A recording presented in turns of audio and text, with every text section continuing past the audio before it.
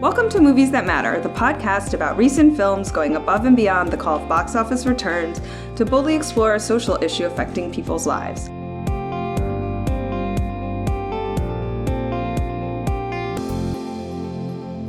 I'm Nicole Finari, and with me today is... Garret Schellenhammer. Welcome back, Garret. Thank you so much. I'm glad to be here. What movie are we going to overanalyze this week? Christopher Robin. Christopher Robin tackles the life of an older Christopher, played by Ewan McGregor, years after he embarked on countless adventures with his friend Winnie the Pooh, voiced by the original Winnie the Pooh cartoon, Jim Cummings. Now married with a family of his own, the protagonist has become a hardened man, and it's up to his old faithful friends to rejuvenate his sense of fun and motivation to live life to the fullest. What did you think? I really enjoyed it, actually. Yeah? I was going in, I feel like you guys are going to think I only do children's movies, but We've got some stuff on the fall schedule that is not aimed for children. Right. No, I really wanted to go in because when I grew up, Winnie the Pooh was a staple of my, growing up experience. Okay. And I wanted to know what it would be like as an adult to go back and witness and experience Winnie the Pooh. And I was pleasantly surprised at how moving it was. I thought it was really good. We'll talk about some of the things I was like, oh, okay, eye roll here and there, but I really enjoyed it. How about you? I'm here to bring the haterade. Perfect. So as a child, I still didn't like Winnie the Pooh. I read the first book. It was really boring because nothing happens. They don't really do anything. That's the thing. That's Winnie the Pooh's, MO. It's really eat honey, be boring. So, I as an adult, my view was Winnie the Pooh comes into his life, destroys his house, loses his papers, just comes in as this major destructive force. And I actually think it's interesting. The voice work of Winnie the Pooh was honestly one of the most problematic parts for me, in that he has this old man voice. He's not a child. And although him being so dumb and destructive, with this old man voice was I can't forgive him youthful exuberance. He sounds like he's old enough to know better. So I actually was wow, as an adult, that old man voice just really doesn't work for me. So... Yeah, and I guess a lot of it goes back, I think, we're saying, the origins of how you discovered Winnie the Pooh. Absolutely. And I've had Winnie the Pooh come back into my life as an adult, and Winnie the Pooh, for another podcast sometime that we could really get into, Winnie the Pooh is a perfect example of the whole 100 Acre Woods of mental illness and of schizophrenics. Yeah, actually doing research for this podcast, that came up. And I do think that that's something we should explore after we get all the good movie stuff out of the way. You go. What did you like? What did you dislike? So I thought the exact things that you're saying about Winnie the Pooh being destructive and being boring and not having a set schedule was everything that I enjoyed about the movie. Okay. The whole point of the movie is to remind yourself, stop taking life so seriously. Sometimes you need a person, a character, a theme, an experience to mess up your world. Turn it upside down to make you realize, stop and think, there's more than one way to solve a problem. And I don't have to always follow the prescribed rules to be able to get there. Sometimes it's about exploring your imagination, your creativity, and really just using a chaotic, destructive force. And I use chaotic and destructive there in a positive term. I feel like it's a D&D thing. He's chaotic good. That you really just engage with oh, man. And part of what I want to get to today is that work-life balance. Yes. What does that mean for people these days, and how is that impacting?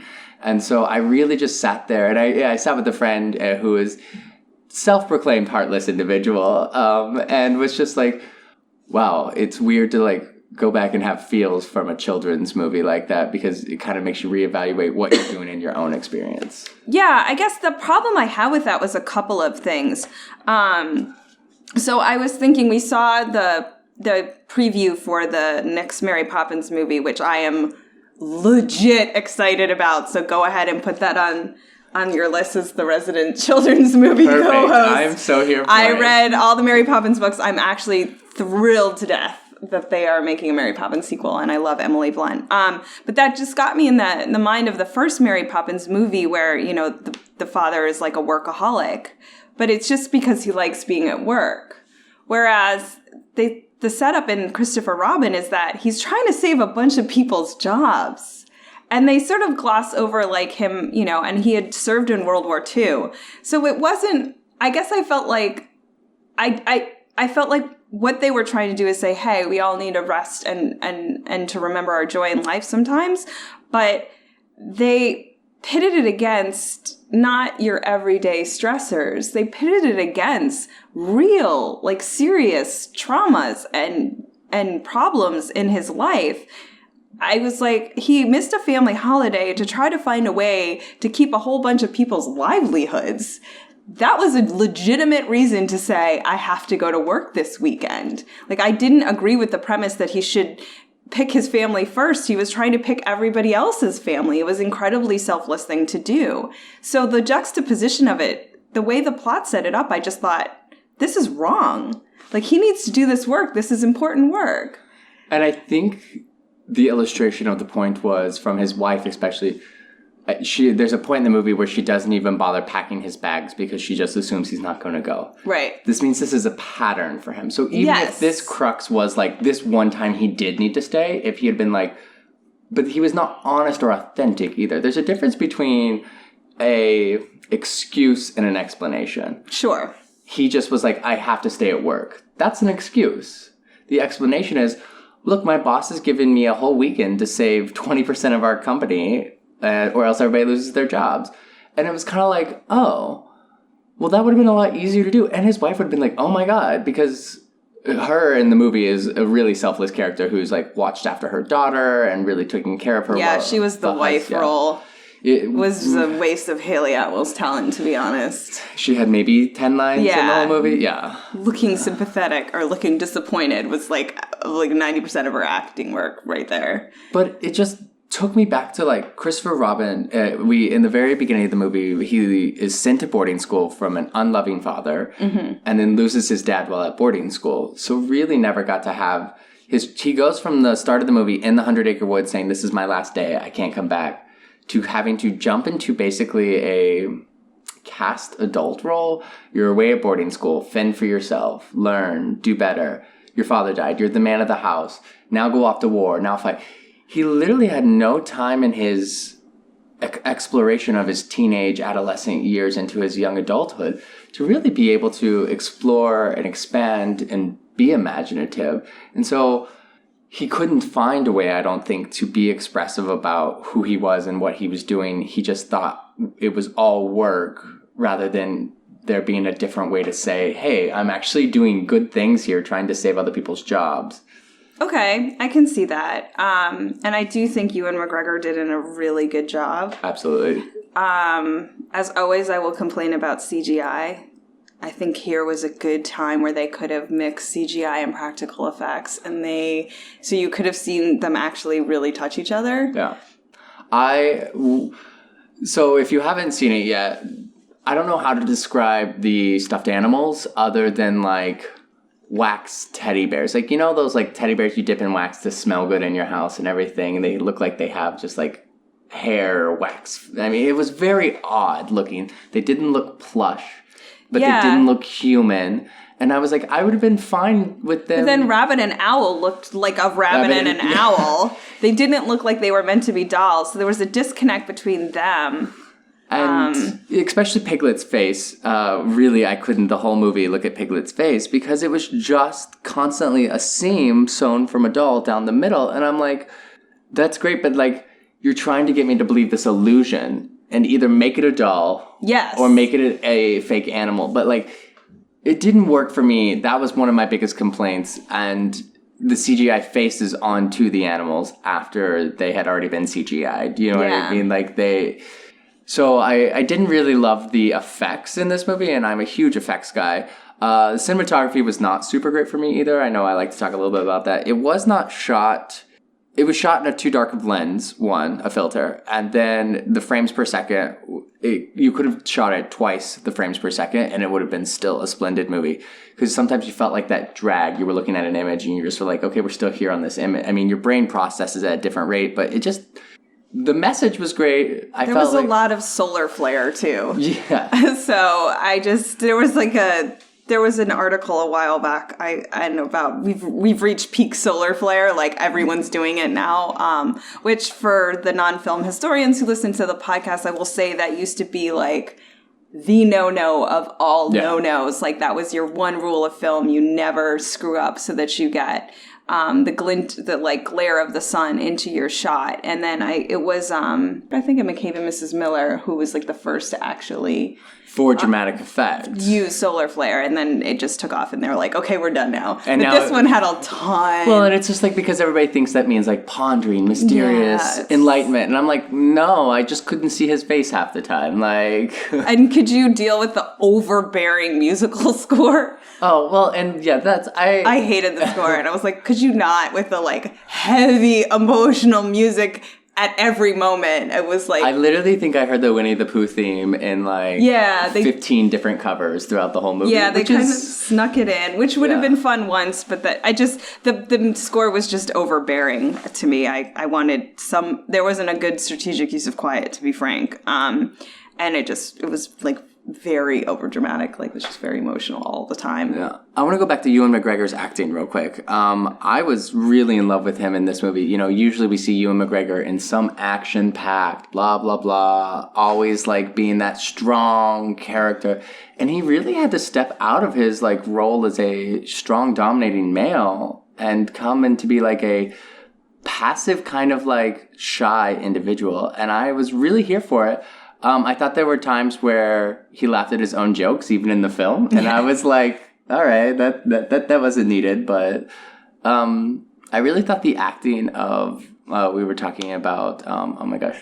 Oh, Haley Atwell. Yeah, was not there. She didn't act because she didn't need to. She was literally just a character piece in the movie, and I was kind of a missed opportunity there because she had the strongest story. I thought to be able to tell this tale of like, my husband doesn't ever come home. He doesn't really want to spend time with me and my daughter. I thought if it would have been that the Winnie the Pooh characters hadn't met her, and it had been about her story, about explaining the pain and anger and anguish that she had felt over the years from him working, and that was a way for her to reconnect with him and be like, look, remember this? Yeah. Versus him having this surreal, nightmare type dream situation where he like falls into a puddle of water and then... Yeah, that didn't come off for me. I did like, though, that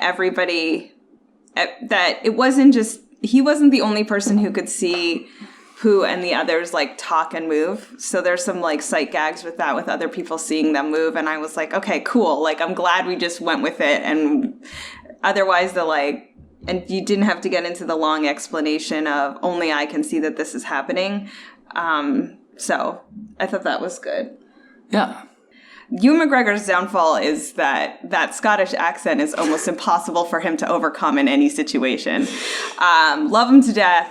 The English accent here was fine. That's like about the only one he can pull off. But like when he's in American movies, like it doesn't always work. Yeah, I agree. I still really like him as an actor, though. I thought the little girl did a good job. I was going to say, I actually thought the little girl captured the part of disgruntled's the wrong word, as a displaced teenager. She's like about to start boarding school. She just wants to spend time with her family.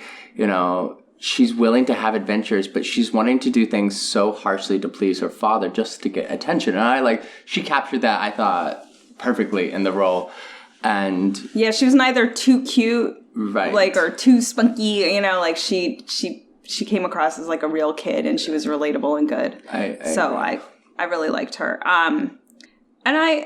And then I was like, so there's some like weird and like anachronisms and pieces that just like kept pulling me out of the movie. So I will say this for the 100 Acre Wood family, the only character I ever liked, of course, was Eeyore. And in this, the only character I liked was Eeyore.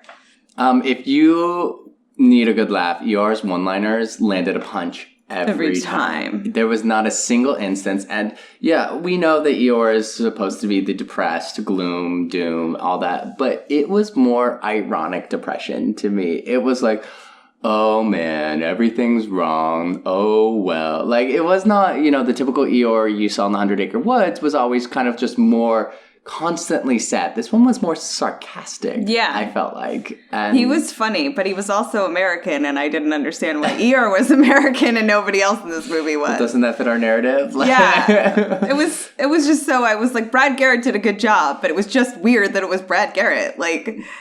And Brad Garrett's dry, funny sense of humor is exactly what the part needed. Yeah, he was great. It was just like, again, and I'm glad. I mean, I far rather you do your own accent and we'll just try to fan wank it away than you do a terrible accent. Like, that's worse to me. But it was a little bit like, and then there was a line about they have to send her to boarding school so she can have a career. And you're like, this is like the late 1940s or early 1950s. Like, no one is, that's so she can land the right man. Like, no one is sending their daughter to boarding school for a career at this point. And that's where I thought, that's the piece that was the crutch of the movie to me. He is stuck. Christopher Robin is stuck in this time frame of, like, when his dad sent him to boarding school where you did have to, like, have a good job, where you did have to do this before the war, all this. And I'm just like, he never got a chance to experience the world any other way because he was cast into that role. And he wasn't willing to adapt and change. And that's his own volition and choosing. I think it was just Disney trying to be modern and progressive, and it just came across as weird and anachronistic. Yeah. Also, because he goes to read her a bedtime story. Like, this is how unrealistic this is, even for parents who want their kids to do well. Right. He goes to read her a bedtime story, and she pulls out Treasure Planet, like, really excited. Yeah. And he pulls over, like, one of her Victorian textbooks and starts reading to her. And she's like, oh, actually, I'm tired. I was like, oh, Lord, no parent does that. Also, the Paid Holiday Act was signed in 1938. So, like, I'm a nerd because this stuff gets on my nerves. So the crux of the movie is that he supposedly invents the idea. And again, in a movie that's set in England, the very Henry Ford American idea of pay people enough to use your products. So they make luggage, and his big idea to save everybody's job is give your employees time off, and then they'll buy luggage to go on holiday. But of course, unions had been working for paid holiday for middle-class folks for, like, a really long time. And I was like, yeah, that... Historically, not the most accurate movie. Yeah. Just that's what we're getting at. But then, yeah, of course, so like I said, I'm sitting there in the haterade, and I'm the only one. Like, I'm in the movie theater. Everybody else is, like, charmed and adoring it, except for the woman who literally took a phone call in the middle of this movie. This is a PSA. If you take a phone call in the movie, I will tap you on the back and whisper something not so pleasant in your ear about getting out of the movie, because that is just one of the rudest things, I think, ever in our culture. I didn't tap anybody in the back. I looked at her and said out loud, "You're in a movie, turn your phone off." Like, I was so, I will phone, and I've no shame. This has been your PSA about taking a phone call in a movie. Yeah, and if you're with me, I'm going to call you out on it. So let's get back to, I really want to talk about that work-life balance. Because that's what I think the selling point of the movie was supposed to be. Okay. I actually have a side note about what I think the actual content of the movie is, but... that work-life balance, Christopher Robin, the story, he works too much. He never sees his family, yada, yada, yada, yada. The family wants to see him. He's miserable because he works so much. That cycle of just, work, miserable work keeps going. I thought, not to recall our last podcast, but, like, we've kind of seen some themes pop up about, like, stop being enslaved to what you do. Mm-hmm. Not necessarily, last time it was technology, this time it's your job. And it's like that work-life balance is so important. And, me as a psychologist, I tell all of anybody who comes to my door that there has to be balance in your life. It doesn't mean that there has to be equal amounts of something. It just means there has to be balance. You have to be giving something the same weight as something else. So you could be working 2 hours a week, working really hard, and still have that balance. I mean, that's a far example, but what happens is we become so consumed as a Western American culture, that I'm going to specifically talk about. We become consumed with the idea that we work harder, we'll get better rewards, we'll have more success. The harder we work, the more we invest, the more we do, the more success we'll have. And that's just not true. And it's a narrative we're led to believe so that we will work harder when we know that people who take vacations, people who take less work days, people who take longer lunches, people who take naps, people who exercise during their work day, that balance, we know from other countries, they're actually more productive and happier about it. And so it was kind of one of those, like, I felt like we were going there and then we arrived there. It was just like, oh, and it was interesting because Walt Disney obviously is an American company pushing an American narrative in a British movie, when a lot of British people actually report being very happy with their jobs on average and work less hours most frequently. There's the new push with I'll say millennials in a loose term, but the younger generation to really work hard as Britain becomes a, world capital of trade and commerce and stuff like that. But even then, like, everybody of my friends who have always come over here from England or Scotland or Ireland, the UK, well, former UK, are all coming over and they're like, yeah, you guys work too hard and too long. And everybody, like, stresses that. So I was kind of the crux of the movie. I was like, all right, I'm here for this, but what are we going to do about it? Right. Well, I think, to me, actually, this is, again, this narrative of the man who works too hard and he needs to learn to appreciate his family has been done to death. Like, it's not a new idea in movies. And it usually, in any sort of Disney or kids movie thing, it usually involves some sort of magical element of, like, going back in time or turning him into a cat, I believe, in one movie, like, to, like, get him out of that, or having Mary Poppins, like, whatever the thing is.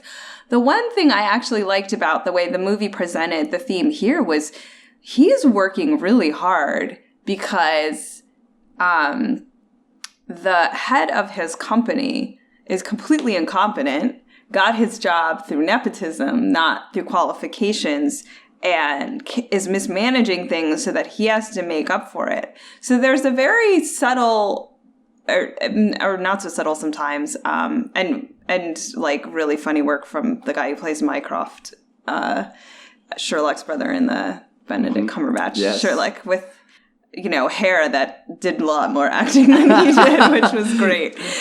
So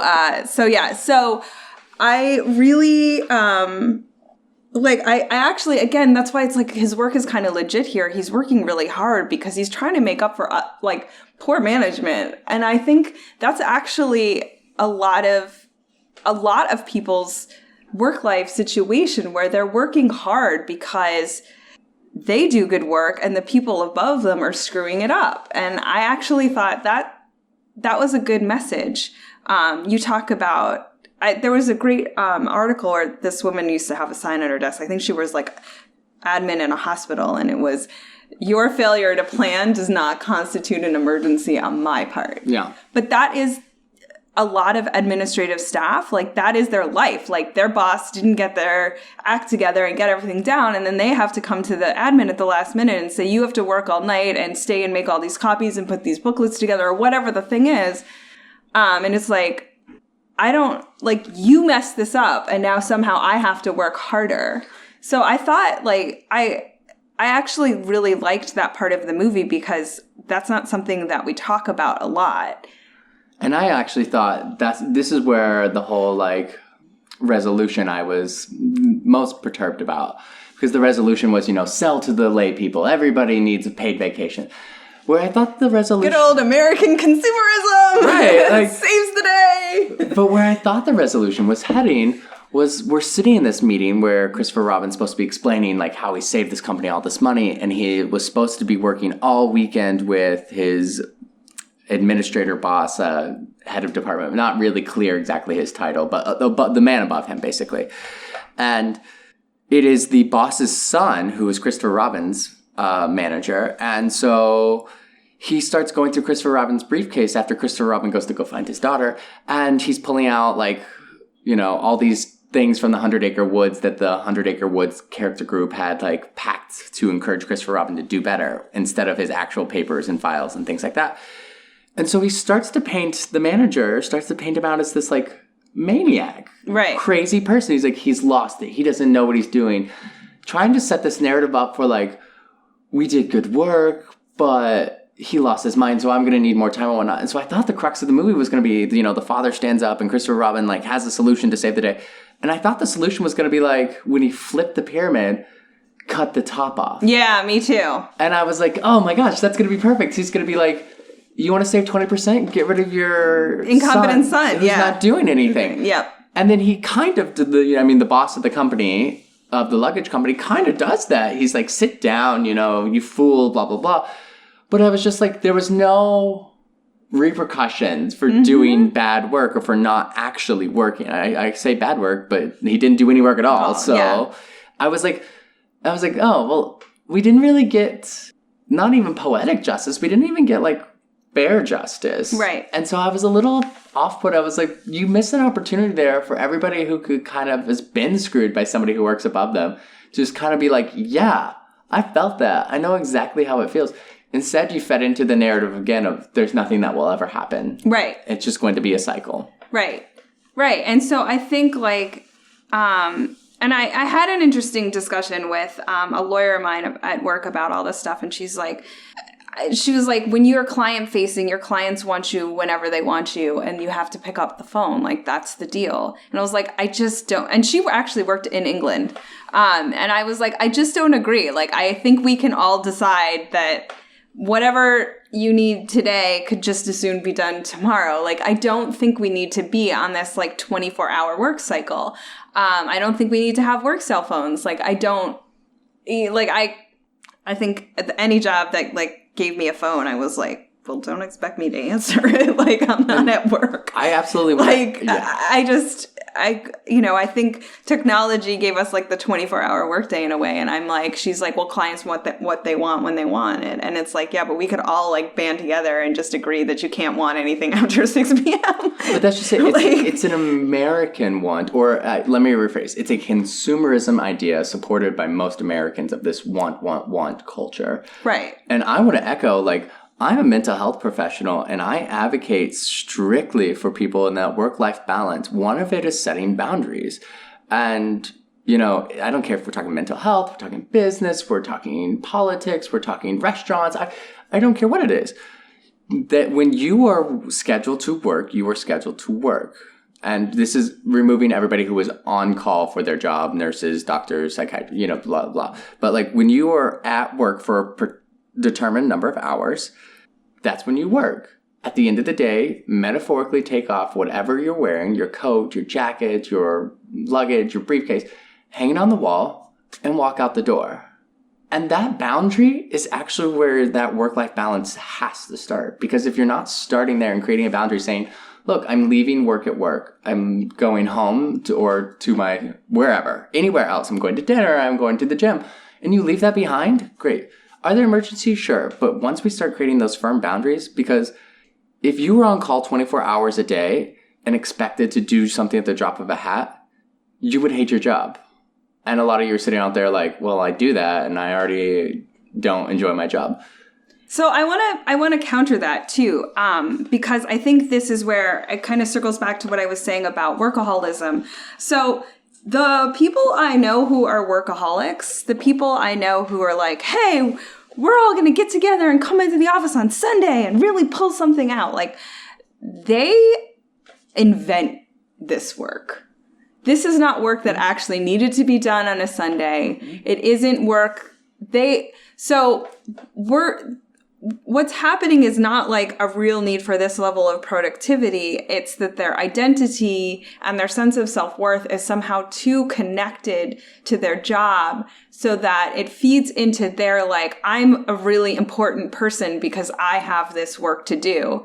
And I'm like, you find some other way to get your identity needs met because I have other things to do on a Sunday than come in and work. Like, I actually find that the workaholism perspective isn't really about actually having products that need to get made or, you know, widgets that need to be produced. It's really about the psychology of the person who feels like if they're at work, then that has meaning. And if they're not, it doesn't. And then they suck the whole rest of us into like their little worldview of you have to answer an email at 8:00 at night. And I'm like, I don't agree. Well, and I think that goes back to what we were talking about at the beginning of this podcast is that like that narrative we're told of you work harder, you will get rewarded more, you will be more successful, you will get more status. When that's not actually true, people working their job and doing what's required of them during their work hours, but we've invested so much into, administrators are all like, oh, we want to see more, what can you impress us with this week? And once you've reached a threshold, you just have to keep upping yourself, and so then you set a new threshold. So where's the limit? Because then you're trying to do more and more and more than you've ever done before, and it becomes feasibly impossible. So then you start working these long hours thinking that I will get more done. Eventually I can get it and climb the corporate ladder and all of the narrative that's all been said before. But I agree, it's invented work. It's not work that's needed. Most companies run on approximately 4 hours of work a day per person. Yeah. So it's worked for most of the world for continuously, and everybody's like, oh, huff gruff, I do 8 hours of solid work every day. Well, you never went to get coffee? Yeah. You never chatted about last night's episode of whatever Game of Thrones? Right. I don't believe you. So, the most productive people are during their day is the hour before lunch and 2 hours after lunch. It's interesting. I would say my power hours are 10 a.m. to 2 p.m. So it's about fits that model. Yeah. And so we know that from, industrial psychology, in organizational psychology, positive psychology, they all study this. We know when our productive times are. We know the least productive days of the week. We know the most productive. But what we don't do is use that information to make constructive companies. Instead, we just push, we hook you. We go back to basically, I feel like we've taken American industrial corporate culture and put them to a plow. They are the ox. They are driving the field to plow the way for somebody else to come and plant the seeds behind, and then they get all the credit. For the person who planted the seeds gets the credits. Right. Not the ox. You never hear somebody be like, oh my God, the crops are so good this year. The ox plowed the field so well. Yeah. You only hear, well, the farmer must have picked really good seeds and planted really well. Or they don't. They pick lousy seeds, the stock price plummets, and yet somehow they still get their annual bonus. And you're like, how does that work? You actually did an objectively terrible job. Or in the case of someone I know who she knew this was coming. She was like, this company, when things go badly, they fire all the staff. Yeah. And it's like, you run a war, you don't fire the soldiers, you fire the generals. Right. She's like, but I know their MO, and they keep the same lousy management in place and they fire the staff as if it's the staff's problem that, the project didn't go well, when it's, of course, the buck has to stop with the manager, but no one perceives it that way. And the managers are too important to fire. And that's where we come full circle, I think, to Christopher Robin. Christopher Robin is the manager of the 100 Acre Wood characters. Mm-hmm. And yet, when he screws up, nobody does anything. He's not punished for it. All it does is hurt himself, which doesn't really fit with, the 100 Acre Wood characters actually suffering. Their houses are falling down, they're lost, they're scared, they need guidance. And sure, we know that we need leaders and guiders and stuff like that. But I think Christopher Robin modeled his own behavior of what he was being treated to another group that he was a manager of. Okay. And so I think it's interesting when you said he was really looking out for the welfare of all the individuals who worked for him. Great. I love that, being a good manager there. But yet couldn't look out for the welfare of his oldest working group. Yeah. So let's go back to what you were talking about the psychology of the 100 Acre Wood characters, because I just sort of stumbled upon this in my reading, and I'd love to hear you kind of explain it out for people. Sure. This is the fast and dirty, everybody. There's tons of great literature out there on this. But basically, it sets up as disorders across all of the 100 Acre Wood characters. And I'll explain them in pieces and then why Christopher Robin is important. So Winnie the Pooh is basically a substance abuse user.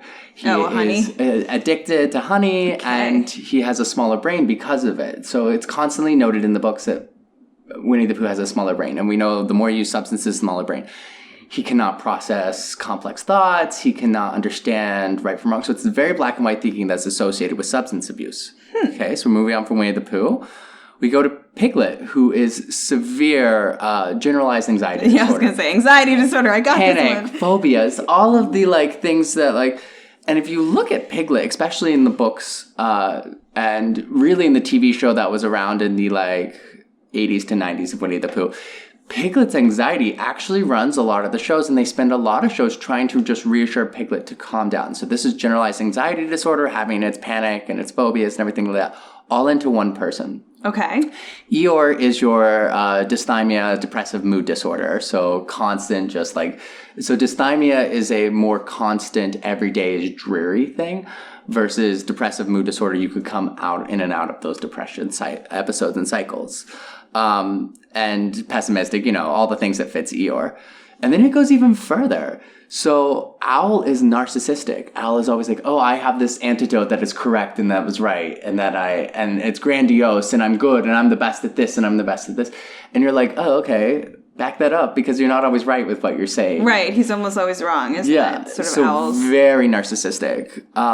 Rabbit goes into OCD because Rabbit is always very like, this has to be in this place, this has to be in this place. So the obsessive compulsive disorder.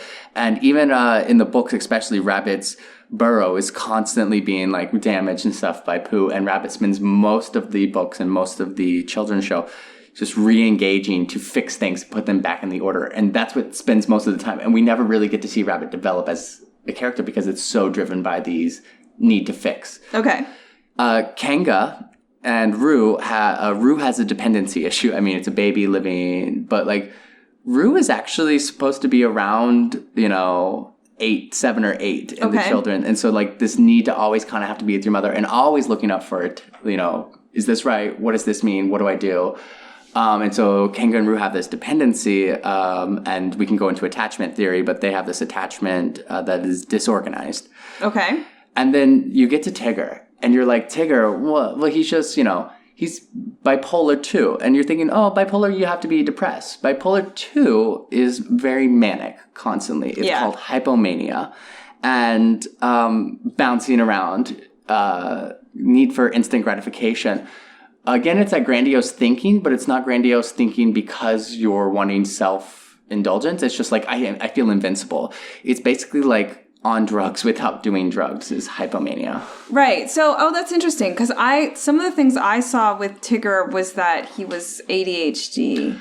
So the newer models, yes, have come out with him being ADHD, but it fits more because it's so constant, so continuously. It would fit more of a bipolar hypomania. Okay. ADHD is more that distractibility, but able to come back to center at different times, and they wear themselves out. A lot of ADHD individuals wear themselves out eventually, or they can't focus. Tigger can focus. Tigger can do a lot of things. So there's this weird adaptation as ADHD becomes more popular in these days. Okay. So here's where it all fits together, though. We have all of these disorders, and Christopher Robin is the perfect definition of schizophrenia. Because his mind, you can look at it 3 ways. So 1, his mind is fractured. He thinks that stuffed animals are talking to him. Right. He has all of these interactions with them. He hears voices, experience hallucinations, and that's a really, really powerful draw for schizophrenia and what's going on in an active schizophrenic's mind. There is the second model that these are all pieces of Christopher Robin. So nobody else. So this is where the movie gets a little unclear because in the books and the cartoon, we never see anybody else interact with. Right. This is all happening in Christopher Robin's mind, and he has shattered his brain into these characters to be able to manage all of his mental disorders. Okay. So it may be that his anxiety, and they take on the manifestation of how big the character is. So he may be having anxiety, but it's small and condensed, such as Piglet is. He may have the most depression because Eeyore's the biggest character. Mm-hmm. He may be having that mania every once in a while, and that's Tigger popping up again and again and again. So that's the second one, that shattered mind effect. And then the third one is that Christopher Robin is having a psychotic break. And in a psychotic break, a lot of people will say, I remember everything that happened right up for it until right after. So in that psychotic break, he created all of these things to escape. So his psychotic break, whether it lasted 5 years, 10 years, 1 second, whatever, 1 month, he just had a psychotic break. And in that psychotic break, his brain, the only way to capably control what was happening, had to fraction himself into different pieces to be able to manage what was going on. Because if you'll read in the stories, his adventures with Pooh is the most frequent, but he never really interacts with the group as a whole to solve an issue. He a lot of times interacts with one at a time to process what's going on. So there's this whole like sub theory that you can go on for hours and hours and hours talking about. This is really interesting. How does this theory, how is it used in the world? Like how does it serve us? Does it teach us anything about how we manage certain mood and or personality disorders? So I think the crux of like why we teach it and why like it becomes, part of like psychology narratives now is that it helps you to be able to, Psych 101 classes, identify. This is what depression looks like. Look at you. Or this is substance abuse. This is what it looks like. Yada, yada, yada. But when we start to get to a higher level of thinking, how do we work with that? Right. How do you work with an Eeyore? How do you work with a piglet? And I hate to be like, oh my God, go read Winnie the Pooh. But like, I've had teachers assign it before because when you're reading that, Christopher Robin is literally taking on the role of a therapist now.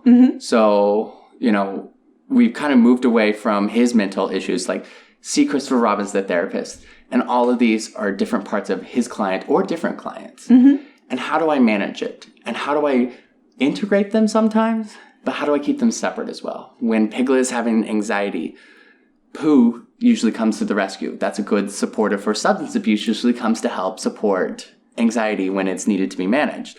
Also, you'll see Eeyore and Tigger in the same constant cycle together, which is really a bipolar depressive mania swing.